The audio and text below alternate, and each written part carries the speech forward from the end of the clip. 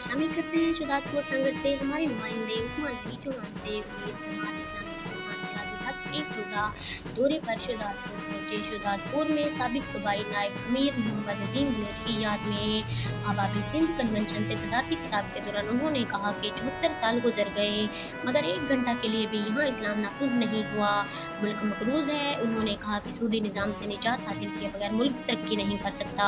हुक्मरानों ने IMF के दबाव में आकर 1 घंटा में 36 कानून पास करके ईस्ट इंडिया कंपनी की याद ताज़ा कर दी है, जिससे महंगाई का मज़ीद तूफान आएगा। इसीलिए जमात इस्लामी निज़ाम की तब्दीली के लिए जद्दोजहद कर रही है।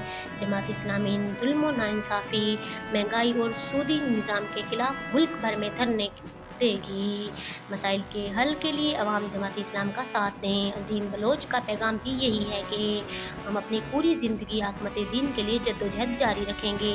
इस मौका पर शहीद अजीम बलोच के भाई JI यूथ पाकिस्तान के नायब सदर फरहाद गुल, सूबाई नायब अमीर प्रोफेसर निज़ामुद्दीन मेमन, हाफिज़ नसीरुल्लाह जना, जनरल सेक्रेटरी काशिफ सईद शेख और साबिक नाज़िम आला ज़ुबैर हफीज़ शेख समेत दीगर रहनुमाओं ने भी खिताब किया।